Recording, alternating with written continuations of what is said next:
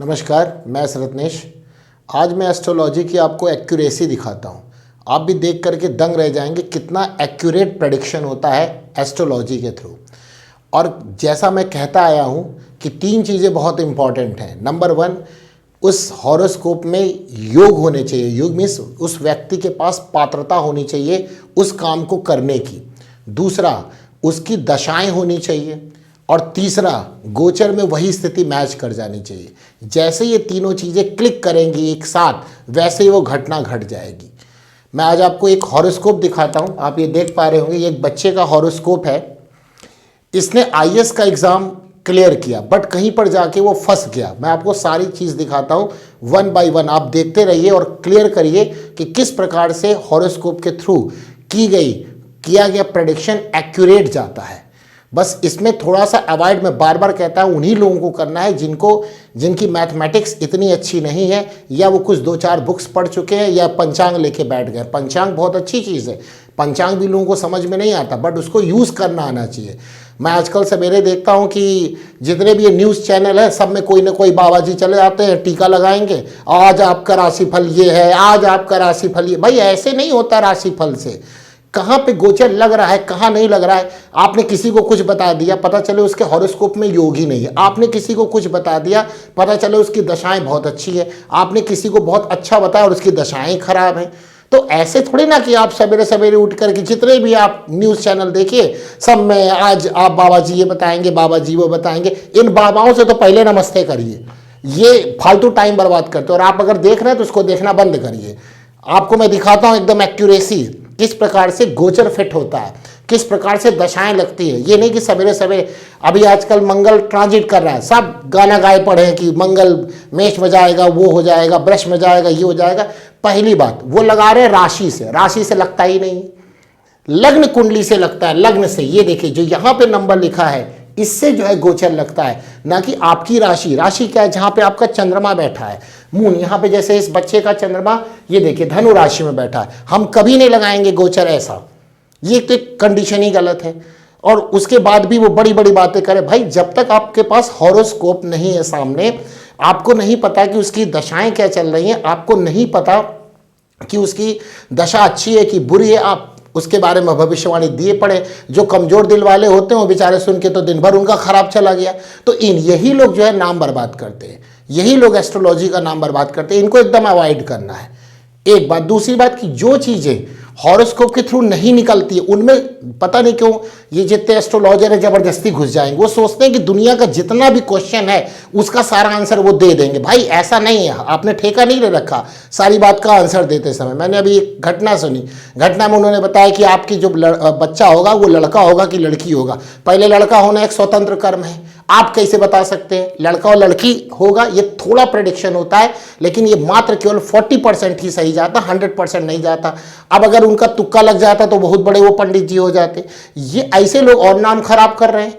भाई इससे ये नहीं पता चलता ना कि लड़का होगा कि लड़की होगा।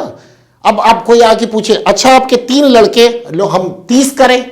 ये तो हमारा, ये तो स्वतंत्र कर्म है ना। कोई बच्चा 30 करे ना करे, क्या कुंडली में योग नहीं बन रहे हैं? बन रहे हैं, तो बन रहे हैं। तो जो काम स्वतंत्र कर्म होता है उसमें एस्ट्रोलॉजी केवल ये बता सकती है कि ये घटना अगर आप चाहेंगे तो अब घटेगी, बस।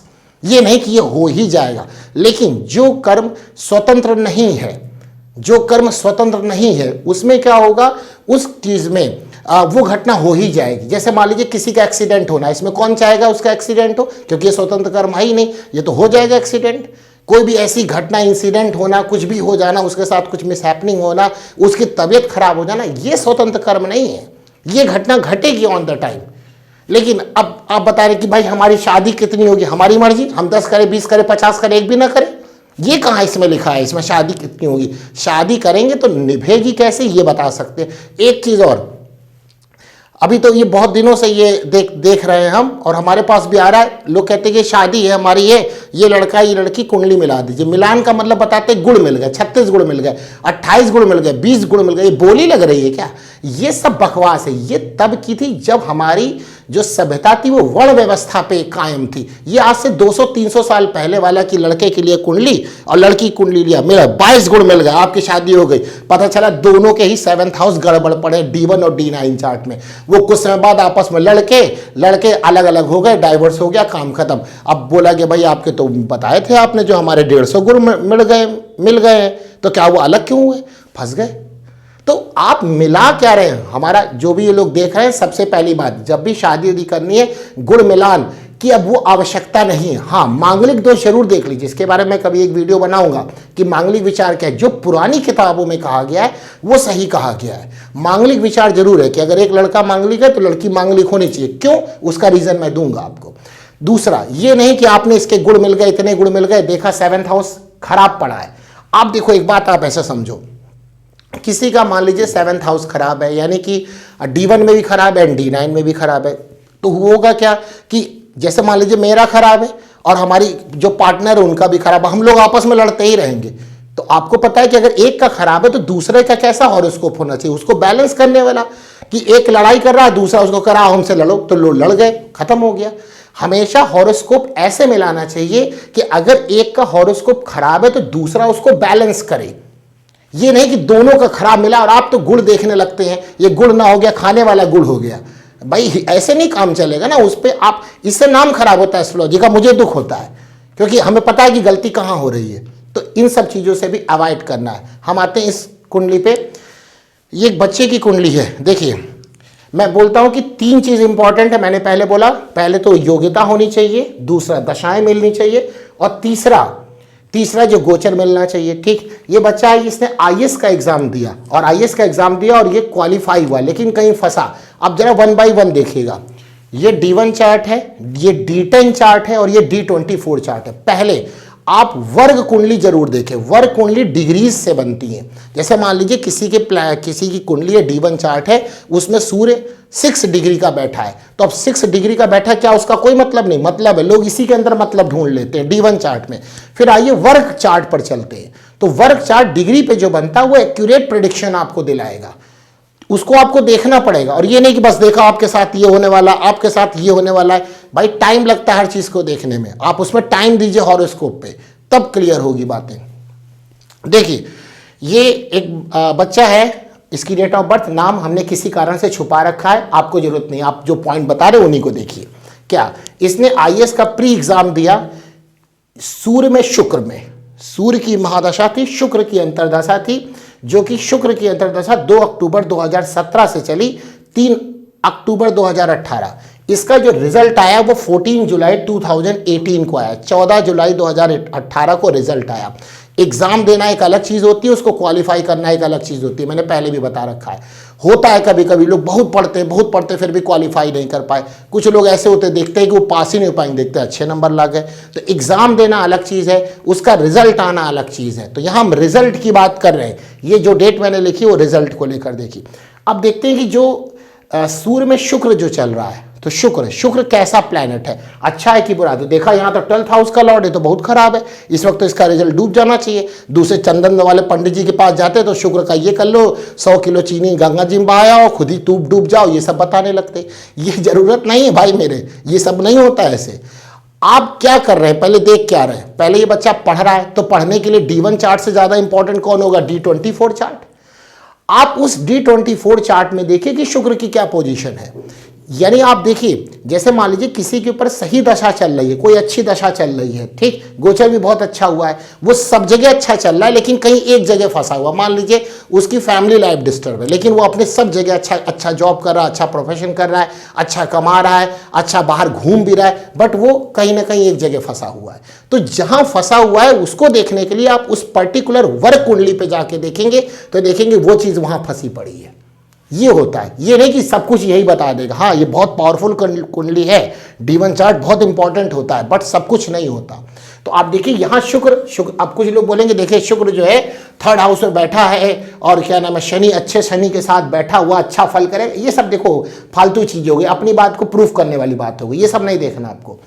आप देखिए शुक्र चूंकि यहां पर एजुकेशन की बात चल रही है तो एजुकेशन में हमको क्या देखना होगा, D24 चार्ट। तो देखते हैं शुक्र यहां जैसा भी हो, बट वहां शुक्र कैसा है, देखा तो यहां सेकंड हाउस का लॉर्ड है और साथ में कहां का जो लॉर्ड हो गया, 9th हाउस का। वाह, बहुत अच्छा हो गया।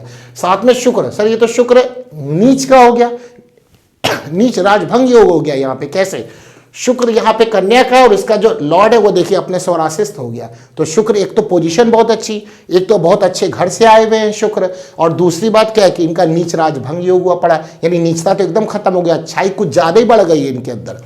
तो आप देखिए इस बच्चे ने सूर्य में शुक्र की जैसी दशा अंतरदशा आई, उसने आईएएस का प्री क्वालिफाई कर लिया। क्लियर, समझ में आ गया। लेकिन उसके साथ क्या है, केवल दशा और योग्यता नहीं देखनी, गोचर फिट करिए। अब गोचर देखिए, जब ये रिजल्ट आया तो उस वक्त मंगल मकर राशि में और गुरु सेवंथ हाउस नहीं सॉरी तुला राशि में क्या कर रहे थे, ट्रांजिट कर रहे थे। तो तुला राशि ये हो गई, यहां पे गुरु बैठे हुए। अब यहां से क्या किया इन्होंने, गुरु ने देखिए क्या किया, 1 2 3 4 5 यहां पर उन्होंने अपनी नजर डाली। यहां पर जब यहां पे नजर डाली तो ये कौन है, बुध है, 11th हाउस का लाभ देने वाला। तो लाभ दे दिया उसने, क्या लाभ दिया, रिजल्ट निकलवा लिया उसका।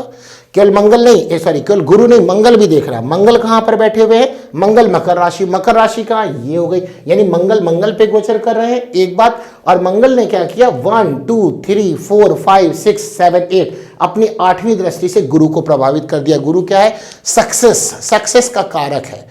तो मंगल ने गुरु को प्रभावित किया और इधर गुरु ने 11th हाउस यानी लाभ भाव के स्वामी को प्रभावित कर दिया।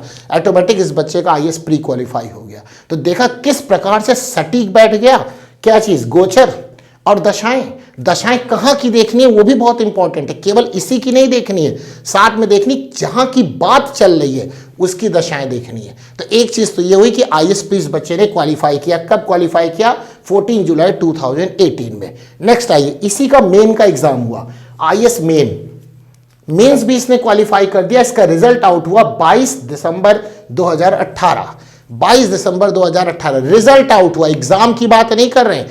एग्जाम अलग चीज होती है, रिजल्ट अलग चीज होती है। तो आईएएस मेंस का रिजल्ट आया 22 दिसंबर 2018। जब ये रिजल्ट आया तो दशा चल रही थी चंद्रमा की। अब चंद्रमा की दशा चल रही, चंद्रमा अगर हमने D1 चार्ट में देखा तो अच्छे लॉर्ड के हाउस से आए, 9th हाउस से आए, लेकिन देखिए राहु और केतु की एक्सेस में फंसे हुए। राहु केतु ग्रह ना बोल दीजिएगा, ग्रह नहीं है ये, समझे, ये इनका एक्सियल पॉइंट है, बात हो चुकी है। तो राहु और केतु के एक्सेस में फंसे हुए हैं। तो यहां देख के लग रहा है चंद्रमा तो गड़बड़ करेंगे। फिर हमने कहा फिर देख क्या रहे हैं आप, गड़बड़ देख रहे हैं। क्यों, क्योंकि जब पढ़ने की बात आ रही है तो D1 चार्ट से ज्यादा हमारे लिए D24 चार्ट इंपॉर्टेंट होगा। और जैसे ही मेरी नजर D24 चार्ट पे पहुंची तो मुझे देख के बड़ा आश्चर्य हुआ कि चंद्रमा यहां लाभ भाव यानी 11th हाउस का लॉर्ड है, जो कि प्रॉफिट देगा। अब चाहे जैसा प्रॉफिट हो, जो काम कर रहा है उसमें फायदा मिलेगा, जो एग्जाम दे रहा है उसका प्रॉफिट मिलेगा, प्रॉफिट मिल गया। और साथ में जरा चंद्रमा की पोजिशन देखिए, उच्च के साथ उच्च, यानी 9th हाउस में उच्च के चंद्रमा बैठे, फिर उसको फायदा हो गया। और फायदा क्या हुआ जरा दिखाते। ये तो मैंने बताई दशा के बारे में कि जो चंद्रमा की अंतरदशा थी उसको फायदा देने के लिए तो बैठी थी, लेकिन फायदा मिलेगा कब, जैसे गोचर फिट हुआ। तो गोचर में क्या हुआ कि जब ये मेंस का रिजल्ट आया तो गुरु जो है वृश्चिक राशि में और मंगल जो है कुंभ राशि में ट्रांजिट कर रहे थे। तो मंगल वृश्चिक राशि में, वाह, यानी लग्न में ही बैठ गए, फिर से फायदा उन्होंने पहुंचा दिया। लग्न के पास सब कुछ होता है, इसीलिए जिसका लग्न डिस्टर्ब है ना वो बहुत डिस्टर्ब रहता है, कि उसकी सब चीज डिस्टर्ब रहेगी। रीजन क्या है कि लग्न के पास सारी प्रॉपर्टी है, सबकी थोड़ी थोड़ी प्रॉपर्टी है, इसीलिए ये बहुत इंपॉर्टेंट हाउस होता है ये। तो अब देखो गुरु यहां बैठ गए, बहुत बढ़िया हुआ। और गुरु यहां पर बैठ के लग्न को इन्होंने क्या कर दिया, प्रभावित कर दिया। तो ऑटोमेटिक रिजल्ट तो जाना था। जरा मंगल की पोजीशन देखे, मंगल क्या है, कुंभ का मतलब यहां पर। अब देखिए मंगल ने क्या किया, फिर से 11th हाउस के लॉर्ड को प्रभावित कर दिया। और मंगल ने यहां बैठ करके किसको देख लिया, गुरु को देख लिया, यानी कि सक्सेस के कारक को देख लिया। हो गया रिजल्ट बच्चे का, यानी कि इसका मेंस भी क्वालिफाई हो गया। समझ में आ गई बात आपको, कितना करेक्ट क्या चीज फिट हो रही है, ट्रांजिट यानी गोचर, दशाएं। देखिए दशाएं देखनी कहां की वो बहुत इंपॉर्टेंट है, केवल यहीं की नहीं देख के काम चलानी है, जहां की बात है वहां की दशा आपको देखनी पड़ेगी। ठीक, तीसरा पॉइंट आते हैं, इस बच्चे का जो है इंटरव्यू का रिजल्ट आया 5 अप्रैल 2019। इंटरव्यू का रिजल्ट आया 5 अप्रैल 2019 और ये बच्चा फेल हो गया। ये बच्चा फेल हो गया, इंटरव्यू नहीं क्वालिफाई कर पाया। अब बहुत सोचने की बात है, जबकि देखिए दशा 5 अप्रैल 2019 को रिजल्ट आया है, तो चंद्रमा की अंतरदशा चल रही थी जो कि 3 अगस्त 2019 की चलेगी। अब टीकाधारी वाले लोग देखते तो क्या बताते, अच्छा चंद्रमा आपका यहाँ राहु में फंसा है, ये हो गया, फलाना हो गया, दिमाग का हो गया। ऐसा कुछ नहीं, आप चंद्रमा में चले जाइए, राहु का जो है गंगा जी में कूद जाइए और वहाँ पे जो है 100 किलो कोयला डाल दीजिए। ये सब बकवास। ऐसा कुछ होता तो हर बच्चे का राहु और केतु जो अच्छा हो जाता और चंद्रमा अच्छा हो जाता, ऐसा कुछ हुआ ही नहीं। आप दिमाग लगाइए उसमें। अब क्या है, जब बच्चा प्री निकाला और मेन निकाला, ये तो उसकी पढ़ाई थी, एजुकेशन थी, यानी एजुकेशन के अकॉर्डिंग तो D24 चार्ट फिट हुआ। जब उसका इंटरव्यू का रिजल्ट आएगा तब तो नौकरी का रिजल्ट आ रहा है ना, तो क्योंकि भाई प्री और मेन से तो उसको नौकरी नहीं मिलेगी। अब क्या है, यानी कि इंटरव्यू का जब वो आएगा तो प्रोफेशन की बात आ गई, यानी कि अब तो प्रोफेशन में सक्सेस होने जा रहा है ना। तो प्रोफेशन के लिए कौन सा वर्ग चार्ट होता है, D10। यहां पे अब आपको देखना पड़ेगा, आप एक जगह देख करके काम नहीं चला सकते, इसीलिए तो हमें समझ में नहीं आता और आया उड़ू तुरंत कथा बांटने लगे, ये हो गया आपके साथ, ये हो गया। इतनी जल्दी कैसे देख लेते हैं भाई? आपको एक एक चीज देखनी होगी। आप किसी का फ्यूचर बता रहे हैं, आप तमाशा मत करिए उनके सामने, या उनके साथ आप चीटिंग मत करिए और फिर 2-4 अक्षर बताया, फिर जो है आप ये उपाय कर लीजिए। ये उपाय से तो बहुत तांग आ गए यार। हम पता नहीं क्यों इसमें उपाय कहाँ घुसेड़ के रखा। इतनी बढ़िया मैथमेटिक्स आप देखो, मैं अभी आपको दिखा रहा हूं कैसा फिट होता है। तो दशा किसकी मिल गई, चंद्रमा की। चंद्रमा जो कि D24 में बहुत अच्छे बैठे हुए हैं, क्योंकि जब एजुकेशन की बात हुई तो D24, अब जब बात आई प्रोफेशन की, अब तो नौकरी मिलने वाली थी उसको, तो फिर हमें D10 तुरंत देखा और D10 देखते ही हमारी दिमाग खराब हो गया। यहां 8th हाउस का लॉर्ड है, तो कहां से अच्छा फल करेगा। तो अब वही चंद्रमा जो कि उसका मेंस क्वालिफाई करा दिया, लेकिन इंटरव्यू में उसको लाके फंसा दिया, क्योंकि अब प्रोफेशन की बात आ गई थी। अब तो उसको जॉब में वो जा रहा था, अपने जो भी उसने क्वालिफाई किया उसके बाद तो सीधा वो IAS बन ही जाता फिर तो। लेकिन क्या हुआ यहाँ पे, ये देखिए जो D10 चार्ट है वहां पे कहां के लॉर्ड हो गए चंद्रमा, 8th हाउस के। अब 8th हाउस फंसा दिया यहाँ पर। अब जरा देखिए गोचर भी फिट हो रहा था, यानी गोचर को देखें और अगर हमें नॉलेज ना हो तो दशा को यहां से या यहां से देख ले, तो हमें तो लगता था कि वो तो क्वालिफाई कर जाएगा, बट ऐसा हुआ नहीं। क्यों नहीं हुआ, अब आपको क्लियर हो चुका होगा। पहले मैं गोचर भी आपको फिट करके दिखाता हूं। गुरु धनु राशि में इस वक्त ट्रांजिट कर रहे थे और मंगल जो है वृष राशि में ट्रांजिट कर रहा था। तो गुरु धनु राशि में देखिए यहां पर पहुंचे और यहां पर पहुंचने पर 1 2 3 4 5 6 7 8 9 गुरु ने गुरु को प्रभावित किया, यानी कि, और गुरु सक्सेस के कारक है, यानी यहां तो सक्सेस मिलनी चाहिए थी। तो ठीक है, गुरु ने सक्सेस जब दिया, गुरु तो देना चाहिए था। और मंगल आइए, मंगल कहां ट्रांजिट कर रहे हैं, वृष राशि। वृष राशि मतलब यहां पे, तो अपनी चौथी दृष्टि से तो वो किसको देख रहे हैं, अपनी चौथी दृष्टि से वो फिर गुरु को देख रहे हैं, और 7वीं दृष्टि से किसको देख रहे हैं, लग्न को देख रहे हैं। तब तो गोचर भी फिट हो रहा था, यानी कि इसका तो इंटरव्यू निकल जाना चाहिए, बट दशाएं ने इसको फंसा दिया। वही मेंस में दशा फेवरेबल थी, चंद्रमा की ही थी, और वही इंटरव्यू में दशा अनफेवरेबल हो गई, क्योंकि वो अब उसकी रिजल्ट नौकरी का था। तो नौकरी के लिए तो हमें D10 देखना होगा ना, वर्क चार्ट। इसीलिए वर्क चार्ट बहुत इंपॉर्टेंट होता है। उसके बिना आप अगर कोई भी प्रेडिक्शन करेंगे तो आप गलती करेंगे और आप मिसगाइड करेंगे लोगों को, आप बहुत बड़ा गुनाह करेंगे, फिर वो गलत है। वो देख लीजिए आप, यहां पर 8th हाउस D10 में उसकी दशा चल रही थी, तो ऑब्वियस है कि उसका तो इंटरव्यू निकलना ही नहीं था, और वाकई उसका इंटरव्यू नहीं निकला। इसके बाद फिर इसी बच्चे ने पीसीएस दिया, उसमें भी यही सेम सीन हुआ, क्योंकि वो भी सब चंद्रमा में ही दे रहा था। तो चंद्रमा तो ठीक है, जब तक वो प्री निकाला D24 चार्ट, मेन निकाला D24 चार्ट, उसके साथ गोचर भी फिट कर रहे थे और गोचर भी लग रहा था। जैसे उसने इंटरव्यू निकाला, गोचर फिट हुआ। पीसीएस की बात कर रहा हूं, IAS में मैंने आपको दिखा दिया। पीसीएस की बात कर रहा हूं, प्री निकाला चंद्रमा की दशा में, क्योंकि वो तो पढ़ाई चल रही थी D24। मेंस में भी वही चीज थी D24। जैसे ही इंटरव्यू पे पहुंचे फिर उसने फंसा दिया। क्यों फंसा दिया, क्योंकि इंटरव्यू के बाद फिर तो जॉब वाली बात थी, और जॉब में चंद्रमा यहां पर आ गए। तो देखिए पीसीएस का भी इसका प्री नहीं निकल पाया और IAS का भी प्री नहीं निकल पाया। माफ कीजिएगा। अब आपको एकदम क्लियर हो गया होगा कि किस प्रकार से ये हॉरोस्कोप हमारी लाइफ में कितना सटीक बैठता है। अगर लगाने वाला हो तो आप ऊट पटांग की बातें करेंगे तो आप गड़बड़ हो जाएंगे। ये टोटली कॉम्प्लिकेटेड मैथमेटिक्स है। कभी हॉरोस्कोप आपको कुछ बोलता नहीं है, आपको इसको निकालना पड़ेगा, इससे बातें करवानी पड़ेगी। इनको जो समझ गया लाइफ, वो बहुत ही आपकी आसान बना देगा, स्मूथ बना देगा। आपको समझ में आने लगेगा ये चीज़ें ऐसी, ये चीज़ें ऐसी, बट लगाना सही चाहिए। तो हम लोग यहाँ पर यही काम करते हैं, किसी की भी हॉरोस्कोप को लेकर के उसकी एनालिसिस करके उसे सही प्रेडिक्शन देने की कोशिश करते हैं।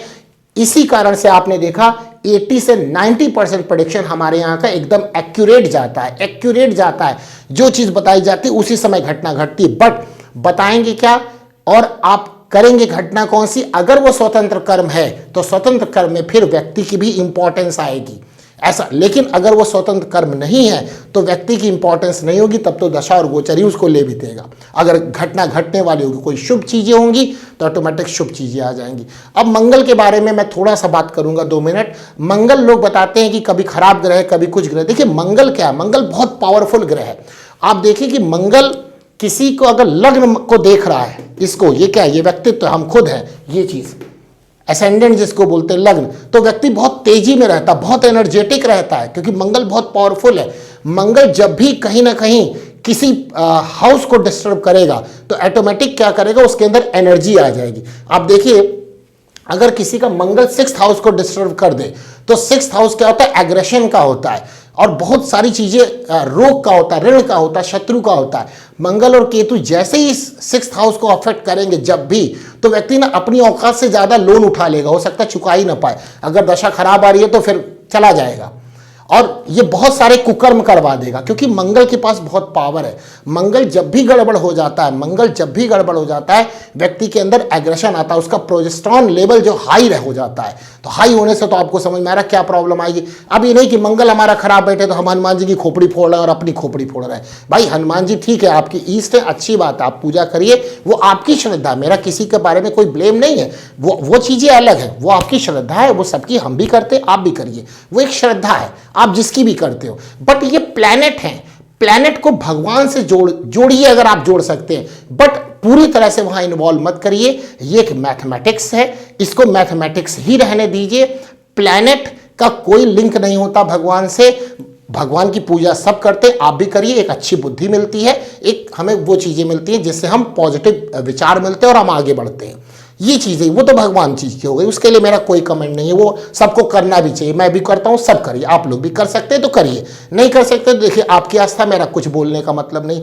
लेकिन इसके नाम पर मंगल हो गया, सूर्य हो गया, शनि हो गया, इसके नाम पर भ्रमित मत करिए लोगों को, क्योंकि ये चीज़ अलग है और वहाँ आस्था चीज़ अलग है। हम लोग करते क्या हैं कि अगर हम देखते हैं कि हमारा कुछ पार्ट वीक है तो हमारी चीज़ को आस्था से जोड़ देते हैं, और अब तो आपको मानना ही है क्योंकि भगवान जी ने कह दिया। भाई भगवान जी की हमारा नमस्कार है, भगवान जी की मैं बहुत इज्जत करता हूँ, मतलब सब करते हैं, अच्छी एक मेरा अपना अलग चीज़ है, आपकी अलग चीज़ है।